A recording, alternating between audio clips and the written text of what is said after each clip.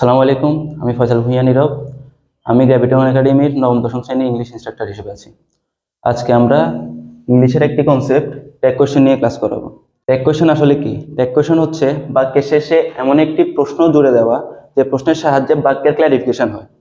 যেমন he is a student, সে একজন ছাত্র।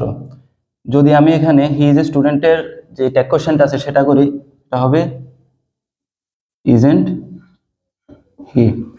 এটি দ্বারা বোঝাচ্ছে হি ইজ এ স্টুডেন্ট, সে একজন ছাত্র, ইজেন্ট হি, সে নয় কি। এখানে আমার যে বাক্যটি আছে বাক্যের কনফার্মেশন নেওয়া হচ্ছে বা ক্লারিফিকেশন করা হচ্ছে আমার বাক্যে।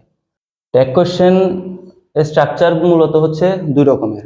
একটা হচ্ছে অ্যাফার্মেটিভ সেন্টেন্স হলে ট্যাগ হবে নেগেটিভ, যেমন হি ইজ এ পলিটিশিয়ান, এটি একটি হাবোধক বাক্য বা অ্যাফার্মেটিভ সেন্টেন্স। যদি হাবোধক বাক্য হয় বা অ্যাফার্মেটিভ সেন্টেন্স হয় তাহলে ট্যাগ নেগেটিভ হবে। সুতরাং আমরা দেখব যে হি ইজ এ পলিটিশিয়ান এর একটা হবে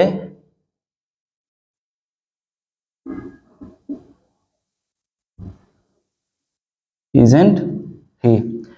এখানে হি ইজ এ স্টুডেন্ট যেহেতু একটি অ্যাফার্মেটিভ সেন্টেন্স, আমরা ট্যাগটা নট ব্যবহার করে নেগেটিভে কনভার্ট করেছি। আরেকটা হচ্ছে Rahim is a good boy. Rahim is a good বয়ের ট্যাগ কোয়েশ্চেন হবে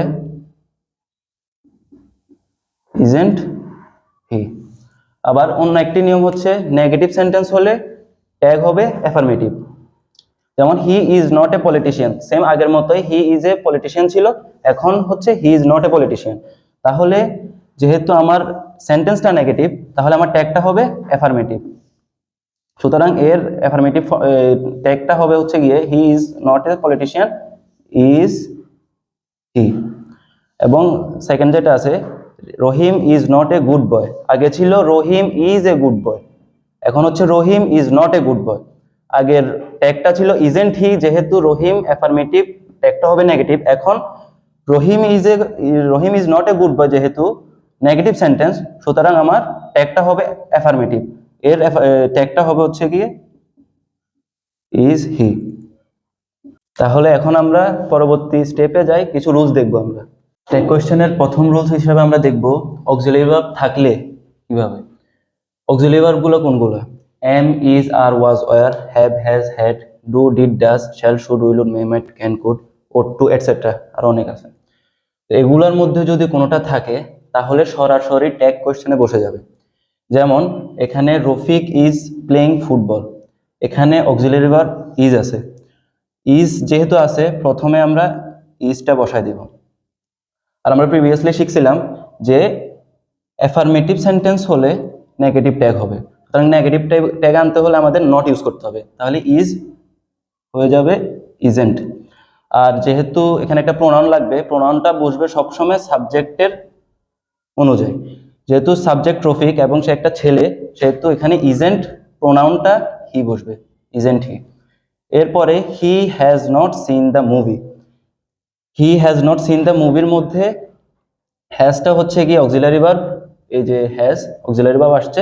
আর সেন্টেন্সটা হচ্ছে নেগেটিভ যেহেতু নট আছে, এবং সাবজেক্টটা নেগেটিভ, তাহলে আমরা ফার্স্টে অক্সিলারি ভার্বটা বসাবো হ্যাজ, এবং নটের কারণে নেগেটিভ যে বাক্যটা আছে সেটার ট্যাগটা হবে হচ্ছে অ্যাফার্মেটিভ, সুতরাং আমাদের নট আবার ইউজ করতে হবে না। তো আমরা সরাসরি প্রোনাউনটা বসাই দিব, হি, এটা বসাই দিব। এরপর হচ্ছে Nira has cut her nails, এখানে বাক্যটা অ্যাফার্মেটিভ, ট্যাগটা হবে নেগেটিভ, এবং এখানে হ্যাজ থাকার কারণে প্রথমে হ্যাজটা বসে যাবে, এবং নীরা যেহেতু স্ত্রীবাচক সেহেতু আমরা শি ইউজ করবো এখানে প্রোনাউন হিসাবে, শি। এরপর হচ্ছে they are working hard, they are working hard affirmative sentence, এর মধ্যে আর অক্সিলারি ভার্ব আছে, তো আমরা প্রথমে আরটা বসাই দিব, এবং এখানে সাবজেক্টটা দে আছে এবং দের প্রোনাউন ফর্ম হচ্ছে দে, সুতরাং আমরা দে আর ওয়ার্কিং হার্ডের এখানে অ্যাফার্মেটিভ সেন্টেন্সটার কারণে আমাদের নট আসবে, আরেন্ট দে, আরেন্ট দে। এরপর হচ্ছে he was not listening to me, এখানে আমাদের বাক্যটা হচ্ছে নেগেটিভ, ওয়াজ আছে, নট আছে, নট থাকার কারণে এটা নেগেটিভ বাক্য, ওয়াজ অক্সিলারি ভার্ব, সুতরাং এখানে অক্সিলারি ভার্বটা প্রথমেই বসে যাবে ওয়াজ, নট থাকার কারণে আবার নট বসবে না, এবং সাবজেক্টটাতে হি আছে, হি প্রোনাউন ফ্রম হি। এরপর আমরা আরেকটি রুলস দেখব। ট্যাগ কোয়েশ্চেনের রুলস 2 এর মধ্যে আছে অক্সিলারি ভার্ব না থাকলে, যদি অক্সিলারি ভার্ব না থাকে তাহলে আমাদের আসবে ডু, ডাজ, ডিড। এখন কখন ডু, কখন ডাজ, কখন ডিড বসবে? যখন ভার্বের শেষে এস বা ইয়েস থাকবে না তখন ডু বসবে, যখন ভার্বের শেষে এস বা ইয়েস থাকবে তখন ডাজ বসবে, এবং যখন ভার্ব পাস্ট ফর্মে থাকবে তখন ডিড বসবে। যেমন ডঙ্কিজ ক্যারি গুডস, এখানে ক্যারি হচ্ছে প্রেজেন্ট ফর্মে আছে এবং এখানে এস বা ইয়েস নাই, সুতরাং এখানে প্রথমে ডু বসবে, এবং যেহেতু এটি একটি অ্যাফার্মেটিভ সেন্টেন্স এটার নেগেটিভ নট, ডোন্ট, এবং এখানে ডঙ্কিজ দে বসবে। আই আস্কড হার নেম, এখানে আস্কটা হচ্ছে গিয়ে পাস্ট ফর্মে আছে, সুতরাং এখানে ডিড বসবে। প্রথমে ডিড, এরপরে যেহেতু এটি একটি অ্যাফার্মেটিভ সেন্টেন্স এটার নেগেটিভ ডিডেন্ট, এবং আইর প্রোনাউন আই বসে যাবে। The birds fly in the sky, the birds fly in the sky, এখানে বার্ডস এর শেষে এস বা ইয়েস, এখানে এস আছে, সুতরাং ফার্স্টেই ডাজ বসবে, যেহেতু এটি একটি নেগেটিভ অ্যাফার্মেটিভ সেন্টেন্স ডাজেন্ট আসবে, এবং বার্ডসের জন্য দে বসে যাবে। কিন্তু আরেকটি নিয়ম, দে এর আগে কখনো ডাজ বসে না, সবসময় এখানে যখন দে আসবে তখন এখানে ডু বসে যাবে, সুতরাং এখানে ডাজেন্ট না হয়ে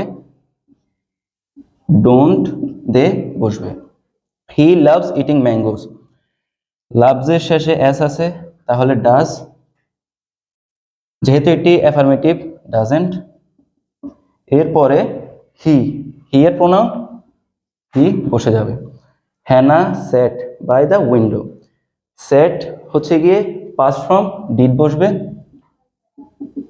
ডিড এটা অ্যাফার্মেটিভ সেন্টেন্স সুতরাং এখানে ডিডেন্ট বসবে, এবং হ্যানা যেহেতু গার্ল সেজন্য এখানে শি বসবে। Hannah sat by the window, didn't she. এখন আমরা রুলস 3 তে যাব। ট্যাগ কোয়েশ্চেনের থার্ড রুল হিসেবে আমরা দেখব কোনো সেন্টেন্সে যদি নেগেটিভ ওয়ার্ড থাকে, যেমন no, none, nobody, nothing, not, অথবা হতে পারে হার্ডলি, ফিউ, লিটল, স্কার্সলি, এগুলো যদি থাকে নট বসবে না। যেমন নোবডি, এখানে যে নোবডিটা আছে এখানে নোবডি আছে, believes a liar, nobody believes a liar, এখানে ভার্বের শেষে এস বা ইয়েস আছে, ডাজ বসবে, যেহেতু নোবডি আছে এখানে নট বসবে না, এবং নোবডির প্রোনাউন বসবে দে।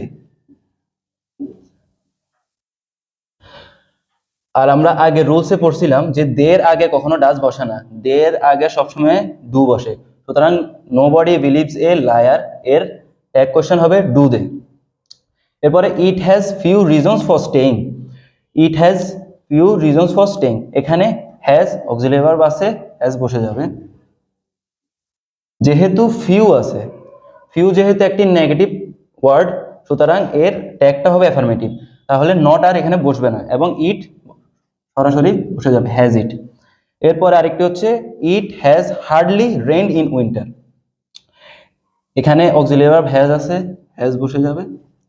এরপর যেহেতু হার্ডলি আছে নেগেটিভ সেন্টেন্স, অ্যাফার্মেটিভ ট্যাগ হবে, নট বসবে না, এবং ইট প্রোনাউন হিসেবে বসে যাবে। এখন আমরা দেখব রুলস 4। ট্যাগ কোয়েশ্চেনের রুলস 4 আমরা দেখব যে ইম্পারেটিভ সেন্টেন্স অথবা লেট অথবা ডোন্ট যদি থাকে তাহলে সরাসরি উইলিও বসবে। যেমন open the door, open the ডোরে হচ্ছে ইম্পারেটিভ বোঝাচ্ছে, তাহলে open the door will you, will you. Don't forget me, যেহেতু ডোন্ট আছে ডোন্ট বসলে সরাসরি will you. Let them come here, let আছে সরাসরি উইল ইউ। এর রুলস 4 এর মধ্যে আরেকটা রুলস আছে যে যদি আমন্ত্রণ বোঝায়, ইম্পারেটিভ সেন্টেন্সের আন্ডারে যদি আমন্ত্রণ বোঝায় তাহলে ওন্ট ইউ বসবে। কাম অ্যান্ড সিট, কাম অ্যান্ড সিটের ক্ষেত্রে এখানে ওন্ট ইউ বসবে। সিং এ সং, এখানে আমন্ত্রণ বোঝাচ্ছে সেহেতু ওন্ট ইউ। এখন যদি আপনারা উইল ইউ বসান ভুল হবে না, কিন্তু দেখার সৌন্দর্যের কারণে এবং গ্রামাটিক্যাল সৌন্দর্যের কারণে আমরা এখানে ওন্ট দিলে জিনিসটা আরো অ্যাপ্রোপ্রিয়েট হবে। সুতরাং আমন্ত্রণ বোঝালে ওন্ট ইউ বসবে এবং ইম্পারেটিভ সেন্টেন্স লেট ডোন্ট বসলে উইল ইউ সরাসরি বসাই দিবে। এখন আমরা রুলস 5 দেখব। আমাদের রুলস 5টা হচ্ছে যদি সেন্টেন্সে লেটস বা লেটাস থাকে তাহলে সরাসরি শ্যাল উই। এখানে লেটস ডু দ্য ওয়ার্ক, এখানে সরাসরি shall we. Let's play football, সরাসরি শ্যাল। এখানে আপনাদের অ্যাফার্মেটিভ কি নেগেটিভ কিছুই দেখার দরকার নেই, সরাসরি লেটস বা লেটাস থাকলে শ্যাল উই বসবে।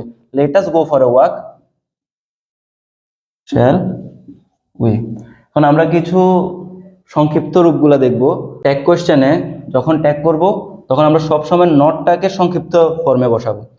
যেমন ইজ নট ইজেন্ট হবে, আর নট আরেন্ট হবে। এখানে ইজ নটের পরে ইজ নট এর সংক্ষিপ্ত ফর্মটা আমরা ইজ বসানোর পরে এন্ড দিয়ে ওটার জায়গায় অ্যাপোস্ট্রফি কমা দিয়ে টি, ইজেন্ট এভাবে দেব। তো ইজেন্ট নট, সেম ভাবে আরেন্ট নটেরটাও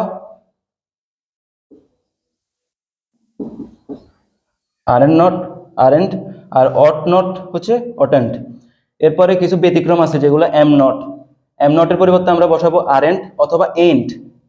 উইল নট হবে ওন্ট, শ্যাল নট হবে শান্ট। আজকে এ পর্যন্তই।